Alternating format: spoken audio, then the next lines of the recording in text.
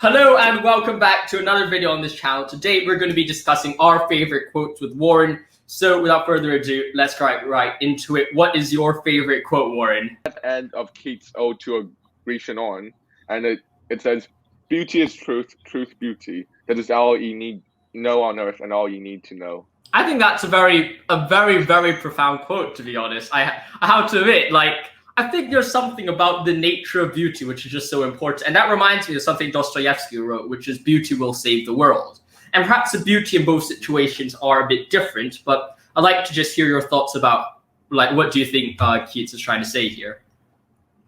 I think I've been thinking more and more, and because recently I've been listening to a lot of classical music. I haven't been really listening to music for like the past year, because every time I listen to music, I can't concentrate on other things because I'm like drawn to the beauty of music. I'm like, yeah. Fuck, I'm wasting my time. So I'm like, okay, yeah. You know when you listen to classical music and then you have the temptation to start conducting and then swaying and then, exactly, right? Like I was trying to my mom was like, "Oh, what music do you listen to?" I was like, "Oh, I listen to some classical music," and she's like, "No, that's very good. It's good for studying." I'm like, "No, it isn't. Literally, you're immersed in the music so much. At some degree, sometimes songs with lyrics are even less distracting than listening to who is it, Wagner or someone like that." Yeah. So I think it's sometimes I can't take beautiful music just because it's too distracting. It's too, and I think this brings out some part of music. Some part of beauty is that beauty is actively something that is beautiful, actively captures imagination. It draws you over to it. And I think this might have something to do with truth, in the sense that what you find beautiful is some truth about yourself or about you as a person. And it is from immersing yourself into beauty that you come to understand yourself through what is beautiful outside you, what you find beautiful.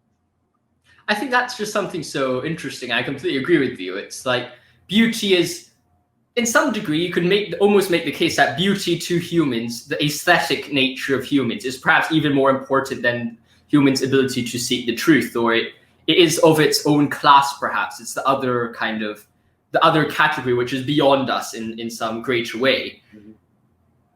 Yeah, because actually Plato, the early Plato, thought that the highest form is the form of the beautiful. And it was later on, I think after the execution of Socrates, and he got into political philosophy, that he's changed the form of the beautiful into the form of the good. But we can almost say that Western philosophy begun with the problem of beauty. And I think it is through the beautiful, or the beautiful is necessarily something that is slightly perplexing, something that we haven't really made sense of yet. And it is this wonder towards what is beautiful outside of us that I think provokes thinking.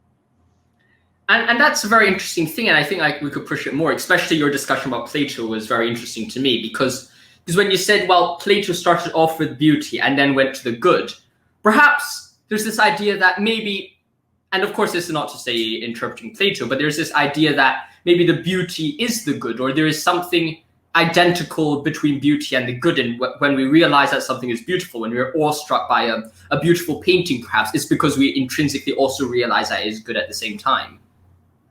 Yeah, I think so. Or I think, drawing on what we discussed last time, I think it is the beautiful that takes us into the realm of the ethical.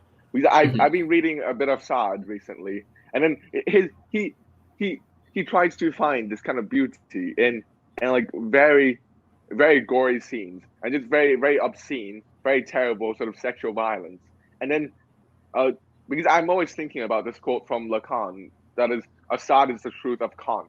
And Sartre is the truth of Kant because Sartre tries to pursue this kind of torturous violence to its end and find a kind of, I guess, unconditional beauty in it.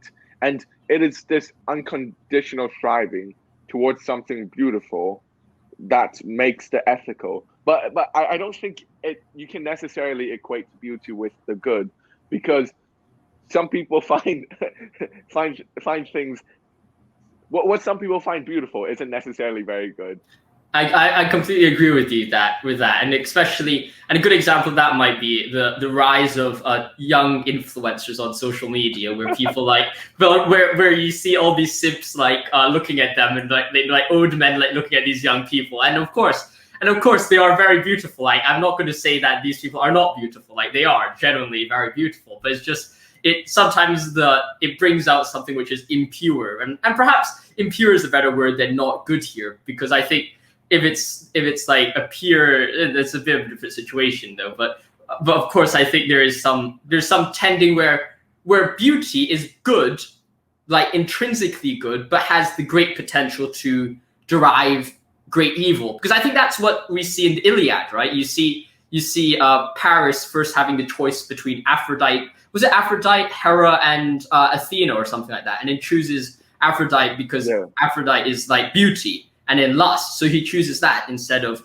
the other two. And then after that, it leads the great beauty of Helen leads to a great war. So it's like beauty is beautiful and good in itself, but also when taken out of context can lead to great harm and devastation on a magnificent level. But at the same time, I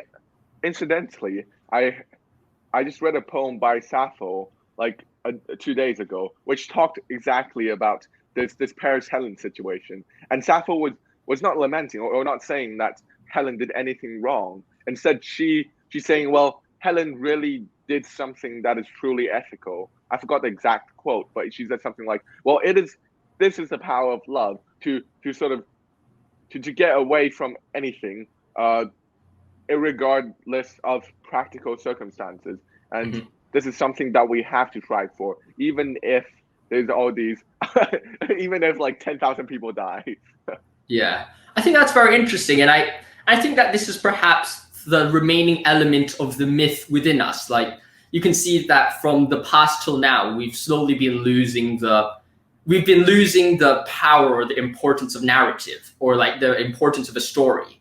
And it's quite a sad thing, because, you know, in the past you'll have the biblical stories. In Greece you'll have Iliad or Oedipus or all these other stories. We had significant influence on these stories and these tragic heroes to some degree, but then now we're slowly losing this understanding, and in some ways we might be losing that beauty and that moral guidance of the transcendent, or understanding existentialism, which I think is very interesting. It's like all these stories are responses to existentialism or thrownness, and that's quite an interesting way to look at them.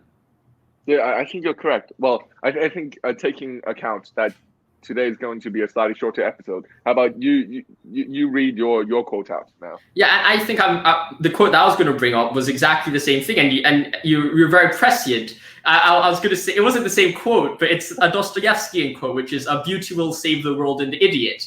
And it's a very interesting thing, because I think it's a flip side of your beauty, because I think there's two types of beauty here. There's beauty as in the action itself, and beauty in the potential of an action.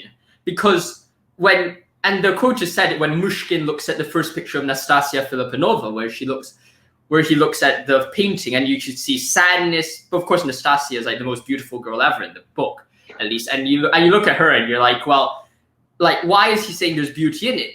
The face value reason is like, well, the girl is beautiful, but I don't necessarily think that's the case, because, well, physical beauty is not sufficient to save the world. I mean, if anyone said, look at this girl, she's hot, the world is now saved. Like, that's like the last thing you'll think of it. And Dostoevsky clearly wouldn't mean that.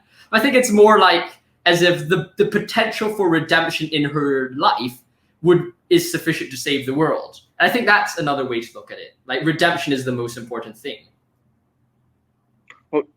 Well, I think it's also a very, very tricky thing for us to distinguish between being pretty and being beautiful. Because it's clearly something similar to both, that they attract our attention. But we treat beauty as something a lot more profound and a lot more important than mere prettiness or mere appearance. But how do you think we can distinguish between the two? I honestly don't know. I think your discussion about the ethical, the idea that you're at peace, there's this linkage between beauty and peace, just as there's a beauty or a linkage between the ethical and peace, in the sense that you're not actively trying to pursue something significantly. You're like, it's a passive appreciation of it instead of an active pursuit of it. And there's a fundamental subtle difference here, because I was looking at this girl recently, and not in the weird way, but like I have a close friend, right? And she's not the pretty type of a girl, right? But at the same time, I was looking at her, I was like, well, that's very beautiful, and I didn't get it. But then now you've raised, I think that might be the sufficient difference. And I don't know how to explain it. I don't think words do it justice, but I hope you understand what I'm trying to bring across. There's some sense of appreciation and awe. Oh, it's almost like, to use a Heideggerian term, I think a kind of attunement.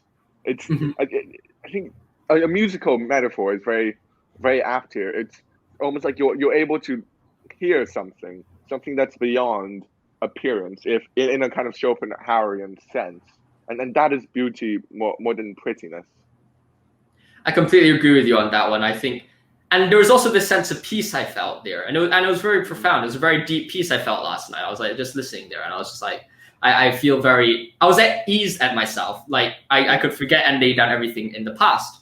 But talking about the past or this kind of peace, is there any quotes about this topic that you want to raise? Actually, I found a quote about love that I think would be very apt here. We're on a roll, mate. Yeah, okay. It says here, love is giving something you don't have to someone who doesn't want it. Ah, that's nice. Who said it? Lacan. Of course it's Lacan. But is he not the same person who believed that there was no true sexual relation? yeah. He said no, but when he says there's no true sexual relationship, like every single one of his like quotes have to be taken in a context. I think when he says like there's no true sexual relationships, he's saying that except for a kind of love. I think. Indeed, I think that's perhaps very reasonable. I think this quote, there's two different ways to interpret this quote. One of them is this kind of really pathetic way of seeing it. Love is giving something you don't have to someone who doesn't want it. That is, well, when you're loving someone else, this is kind of like an alien relationship. And the person who is being loved never wants your love, and you're never able to give something that matches the importance of the love that you're trying to express. But then I've thought about another interpretation that I think is slightly more sublime. On top of the first one, which is the kind of tragic undertone, there's also another sense that love is the giving of the lack. It's like LGBTQ plus, right? The love is giving of the plus. That's giving the plus, the lack to the other person. And of course, the other person doesn't want it. They don't want your lack. It's all for imperfections or all more obscene parts of you. That's you're giving to others. This is true love. I think that's so true. It's like when I best experience love, it's not when you're doing anything. That's a very weird thing, right? You'd expect that when someone gives you a gift, you feel love more. Or when someone gives you a present or a kiss or a hug or something, you'll feel that love more intense within you. But that's not a true thing, I don't think, or at least it's not apparently true to me in experience. Like I feel especially with people, like connecting with them, it's like sometimes silence is the core of love. It's something that you can't give, but it's something which makes you feel it the most, and it's something profound, I think. Yeah, and it's almost like the love towards another person is also not loving what they have, but rather what they lack. Because I don't think you can love a person who is absolutely perfect. Instead, there has to be this kind of structural deficiency to them that makes you. So your love is this incorporation of their deficiency into your universe. I think that's very interesting. And there's this idea that love is. I think this ties back to our discussion about beauty. Is that love and beauty is something which is really non-natural, and what I mean by that, it's like, of course you can view it in the lens of science and say, well, there's some chemical shooting off in your brain. But I don't think that ever would encapsulate the entire kind of sphere or the depth of love or beauty. And I think that there's some idea that we have to go beyond these kind of structures in order to go forward in our life. And there's this kind of we need to recognize, I think these are the best examples of it, to recognize the limitations of our beauty or of physical science, or at least like chemical science in the brain. Yeah, I just found another quote by Keats. He says, "Heard melodies are sweet, but those unheard are sweeter." And I think this is very apropos what we were saying, that I believe that language is always about what is unsaid inside a single sentence, or what is inadvertently said, of which we don't intend to say. And it is this kind of overtone or undertone inside a sentence that conveys an intensity to it that makes it, I guess that allows it to carry a kind of depth that lacks in just normal communication. And I think maybe this is the function of literature, to provide this kind of overtone and undertone to every single sentence. I think that's a very interesting thing, and to respond to that thing, or perhaps to juxtapose, or at least just give an image to it, not juxtapose it, but there's a quote by J.R.R. Tolkien, and those who have watched my book tour will know that I love Tolkien a lot, but essentially he says, "The world is indeed full of peril, and in there are many dark places, but still there is much that is fair. And though in all lands love is now mingled with grief, it perhaps, or grows perhaps the greater." It's the idea that love and it's that suffering or love are deeply intertwined, in the sense that, and if you want to check our previous discussion on love, where we go in that more, it would be on love, and I'll put that in the card above. But now it rhymed a lot. But essentially, I think there's this idea that love is violence, but violence is that which makes love the more beautiful in some ways.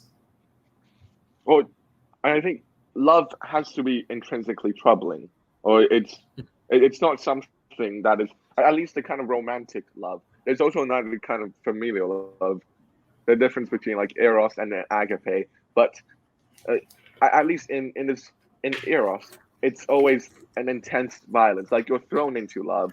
It's not you want to be in it, but it can't stop troubling you. And it is this sense that makes love so sublime. It's your inability to control it. And I think that's maybe the greatest sense of freedom. Freedom isn't just doing whatever you want to do, but instead throwing yourself into a situation. Because for Kant, at least, a truly free act isn't an act that you just act contingently, like me picking my nose randomly like in the morning. But instead, it's me giving myself a moral law, and then for letting myself follow that moral law that I myself legislate. And that is true freedom. And I think love has a similar structure. I completely agree with you on that one. And perhaps we could switch to the next idea, which is also found in Dostoevsky, which is hell is the inability to love. And I forgot which book it was in. It might have been The House of the Dead. I'm not sure. It's something like that, along those lines. There's this idea that hell, when not love, or when you're unable to love, that is the worst situation, or the worst of all possible worlds. What do you think about that? Well, I can't say anything other than agree with it. But at the same time, I want to juxtapose with another quote. I think this is by Sartre, and he says, "Hell is other people." Instead, well, for him, then, there's, in a sense, another person is always, the existence, the presence of another is always an encroachment onto myself, because in the other person, there's always the sense of them objectifying me in their gaze, and sort of reducing myself to my appearance instead of all these rich inner activities that this ontological subjectivity that I cannot convey to anyone else. I think that's a really interesting point by Sartre, because there's this idea of existentialism, where the person, or at least existentialism in the humanism, the Sartrean work, where he says, well, let's view each person as an individual, and that's where we start off with. Like, it's a very individualistic way, which doesn't seem very Marxian at first, but then when you tie in with the idea that, well, you're defining that which is around you, but then everyone's defining everyone by that which is around them, you got a very weird Marxian kind of dialectic there, or a situation. And perhaps I think that it is very scary if you look at the world in that way. If you look at it truly as just other people defining you and you defining other people, I think that way of worldview is going to be very scary. And if you accept it, that truly would be hell in some situations.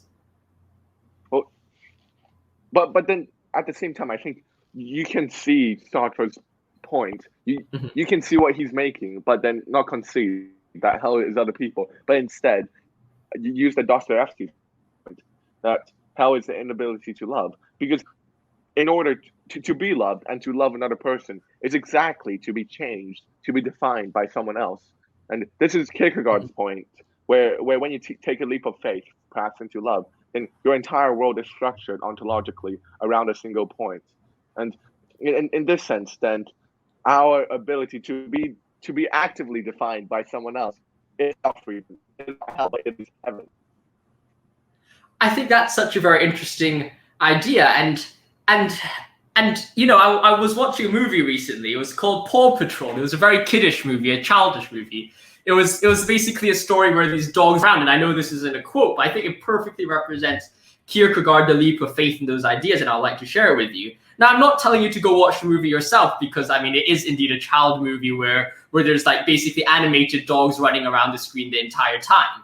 But I have to say that it was really psychologically profound, and perhaps the people I was viewing it with were not viewing it in like a psychological psychoanalyst kind of view. But I thought it was quite interesting. And there's this situation, there's this dog where he's trying to save these people, right? Because of course it's Paw Patrol, so the dogs are trying to save people. So that like he fails horribly, and he needs to get saved himself. He forgets to detach the chute when he lands the parachute. So he gets this kind of PTSD from it and is struggling with it a lot. And that is a representation of the regret of making a mistake that you're so ashamed of and that you're struggling under. And then you have the second time, he has to save someone as well, but he's too afraid. He can't do it because the past regret is weighing down on him.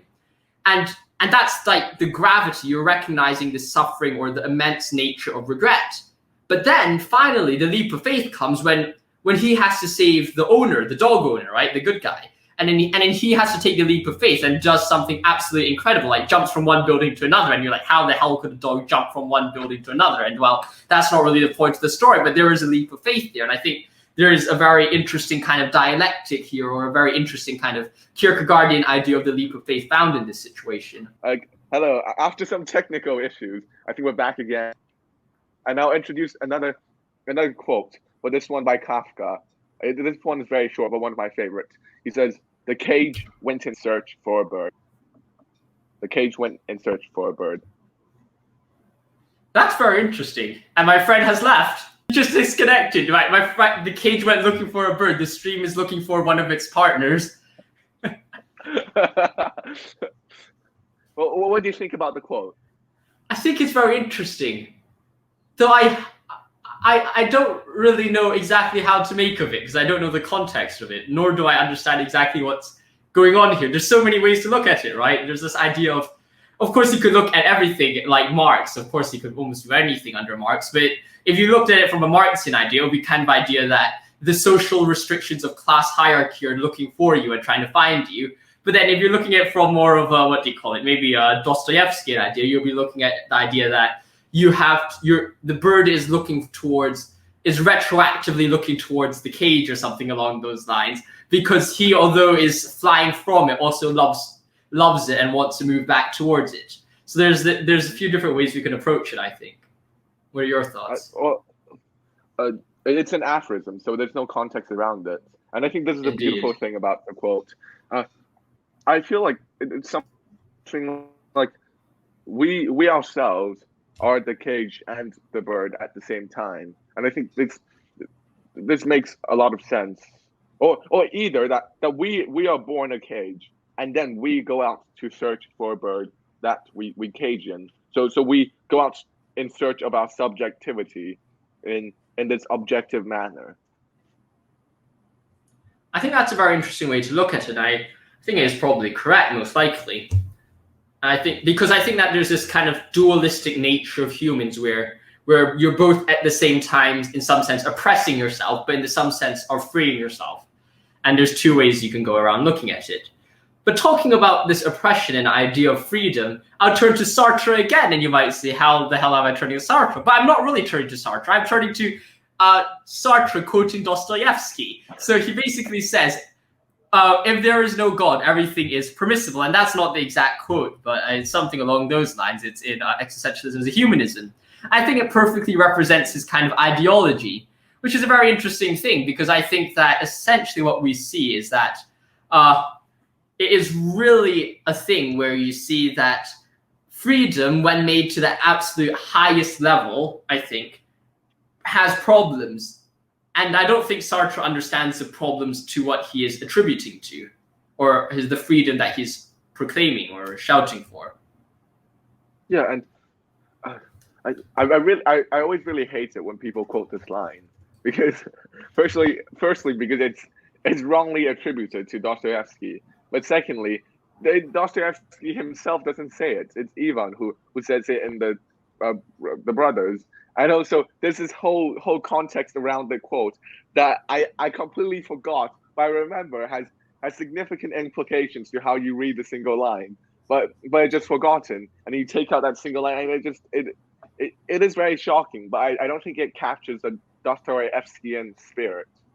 I think the even more funny thing is that the Dostoevsky didn't even say, if there is no God, there is no virtue. No, he says, if there is no God, everything is permissible. Dostoevsky never even said that. Even if you count that it was taken in the right context and everything, those weren't Dostoevsky's words. What Dostoevsky did say was, if there is no immortality of the soul, there is no virtue. So not only does God not even appear in it, it isn't even everything is permissible. It is there is no virtue.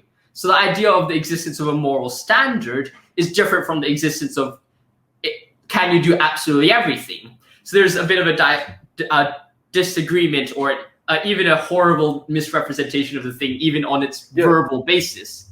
Yeah, and I think this fits very well. This new context adding to the quote fits very well with Ivan's stance in the brothers, because Ivan, although he does not believe in God, he's a very staunch moralist in some sense. And he says something like, well, so long as he sees one single child suffer, then that's sufficient evidence to refute God. So even when God does not exist, I think somehow we still have a kind of basic moral dignity remaining in us that we can maintain without any structure outside of us. I think that's purely by in virtue of being human. We have this moral standard. Or if you don't have this moral standard, then you are not fucking human. I completely agree with that. And I think that there's this idea that we all have an intrinsic knowledge of right and wrong. And of course, I attribute it to the infinite consciousness, and then I attribute that to God. But then of course, I do think that there is something within us which has a moral compass, which is inalienable from human existence. And I think that is a very interesting point. And I think we can totally kind of develop it a bit more in the sense that, well, what exactly is the similarity between the immortality of the soul and a belief in God? Because Dostoevsky believes or states that the belief in the mortality of the soul is akin to a belief in the divine. Now, do you buy into it, or do you think that there's some problems with this idea? Well, I think maybe we have to develop something like what are the implications of the immortality of the soul? Somehow this reminds me of Nietzsche's eternal recurrence. There's another kind of immortality to Nietzsche's eternal recurrence, and that immortality is the sense that every single act that you do will be completely immortal. So every single act is infinitely responsible. Perhaps maybe that's the sense where immortality converges with God, because what if God exists, then I think if God exists, then there's even a greater moral burden for every single person to be responsible for their own acts. And maybe this is where the two concepts converge. I think that that's a very interesting idea. And I think that there's this kind of, how do you say it? There's this idea that you're ultimately reaching, or you're ultimately working towards some sense of, there's some sense of, I don't know the word to say it, but there's some sense of kind of goal that you have to work towards that kind of ties in with the idea of the immortality of the soul. In the sense that the immortality of the soul, the fact that it exists carries burden and weight to it. But then if you look at it in the Nietzschean way, then there's something completely different to it. There seems to be like, at the same time, two ways to look at it. And of course, the Nietzschean would kind of say, well, and this is what I fundamentally don't really understand about Nietzsche. It's the idea that if you have eternal recurrence, then nothing you really do right now has any significant worth. Though at the same time, it has eternal worth at the same time, because everything you do now would be repeated for infinity. So then there's kind of this dialectic here, because everything you've done right now should have been repeated previously, but then everything you've done previously or you do now would be repeated in the future. So then what exactly are you meant to do, if you got what I mean? There's this really crazy situation that we find ourselves in. And I think Nietzsche revels in those kind of paradoxes. So I read a very interesting interpretation of eternal recurrence, or just something like, well, eternal recurrence, although it's the eternal recurrence of the same, but it is in this precise identity of the same that difference is created. So every single act that you make is not only the same act, but in their repetition gains a kind of difference. And it is in this space of difference where the acts are repeated that you gain freedom. Like, this is kind of like a crazy interpretation. I don't know what to make of it. But going back to the immortality of the soul, I want to sort of challenge you a bit. I don't think, well, if the soul is immortal, then how is there an end, a telos, a goal that you should strive towards? There's no end to the soul. There's no goal. I mean, I think I would say that with mortality of the soul, you do have. Well, I think it depends on the nature of the immortality of the soul. Because if it's like you're immortal, but then you're doing absolutely nothing in some limbo, then of course it's not really useful. Like, even if you're conscious in this limbo, there's no point to it. But if we look at the immortality of the soul and add on like an extra belief of heaven or hell, then I think there's worth there. So I think it really depends on, like, I think Dostoevsky perhaps was implying that there was also heaven and hell there, and not just ending it. If there's immortality of the soul, then everything's solved. I don't think that's perhaps the best way to view it. But I guess what I don't understand is, once you're in heaven, let's say, then you're nevertheless still immortal. Then what is the goal of anything you do in heaven?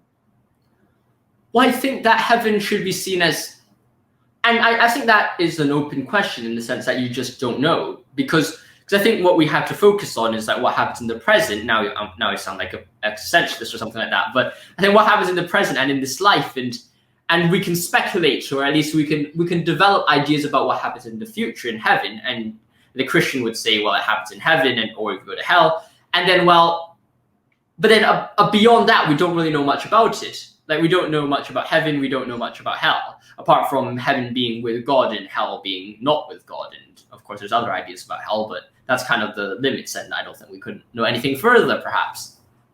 Yeah, and you can tell me if I'm wrong about this, but the kind of traditional conception of hell that we have right now, or like fire burning and everything, is it not in the Bible? That kind of conception. I think it's very interesting, because there's been interpretations throughout the year, and it really depends on how you view the literary style of it. Because some people would say, well, it's a psychological analysis to kind of say, well, the fire is a metaphor or a representation for the pain and suffering that there is. For example, if we go back to the Dostoevskian idea that hell is inability to love, I mean, imagine you not being able to love anyone and you are unable to be loved. That would, like, how would you describe it analogically or metaphorically? You'll immediately think fire. You'll immediately represent it with great suffering and burning, because there's this kind of desire that we all have to love. And the most stupid way, but the best way to view it is just like how burning your desire is for a girl, right? So like, there's this idea of fire in it, like which is tied in with the inability to love. But then you could also view that literally, you're physically feeling immense heat and suffering and torture in that sense. So I think there's a few ways you look at it. And it's impossible to say which one is right or wrong, I think. And there's almost no difference, I feel like, of the literal and the metaphorical. Or I would rather for them to sort of collapse onto each other. I don't think... I'm coming to believe more and more that language can never be literal in the sense of literally representing anything in the world, but it must be metaphorical, and we have to sort of dwell and celebrate this kind of metaphoricity of language. And I really love when you said that heaven is where God is, and hell is where God is absent, or where you're the furthest away from God. I think that may be perhaps a better way to represent it than a kind of traditional view that many people detest of, so you're just thrown into this big dungeon with kind of like I don't know, lava and stuff, and then heaven is kind of I don't know, marshmallows and just happiness all around. But instead it is an ontological distance with the divine, or with this anchor that you have from which you anchor your entire worldview, that characterizes hell or heaven. And now I think we could end off with this quote. It's in Revelations. It's the idea that in heaven there will be no more tears and no more suffering and no more pain. Then the question is, and this is why I want to end off kind of, and we could leave it as an opening question, we can discuss it a bit. I think both is interesting, but it's like, would heaven be completely perfect, or would the reason why we have no more pain or suffering or sadness or tears be because while there is struggle in heaven, we fully appreciate that struggle, and as a result it doesn't feel horrible or immediately suffering or struggling at that moment? But now I'm going to give my radical Christian atheist interpretation and spin to the whole quote. Doesn't that sound exactly like death? Like death without any heaven. There's no suffering, nothing. So can't you equate the two, at least from this single quote? I mean, that's definitely a way to read it, and that's why I'm raising the issue. It's like, well, if heaven is completely perfect, that means no pain, no suffering, nothing like the world. Is it really a heaven? Because I like to think, and this of course is my personal view, the atheists clearly disagree with me because they have a thing called the problem of suffering. But I like to look at this world, and I think it's quite a good world because, well, even though we know that there's great suffering and struggle in it, every single one of us still work our asses off to get to a better position in life. We all work our asses off to live and struggle and aim towards something in life. Like, you wouldn't find anyone, of course there are people who don't, but you wouldn't find many people who don't, or at least for once, given up fighting in life, right? Like, there's always this idea of moving forward. Why? It's because I think we know intrinsically that this world, despite the suffering, is a net positive. And perhaps suffering being in heaven is kind of a similar situation. Oh my God. Oh. You know your comment beforehand. Oh my head. You know, he said, okay. Josh said beforehand that my head, no, I look like a penis.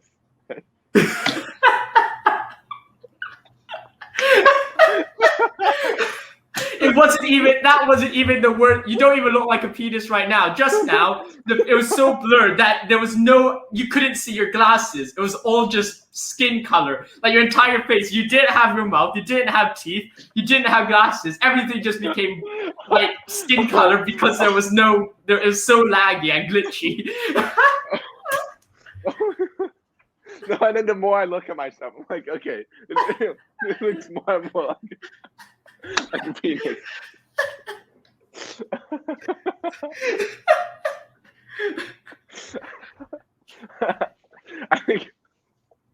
I think this is perhaps heaven. It's not inactivity, but activity at its purest.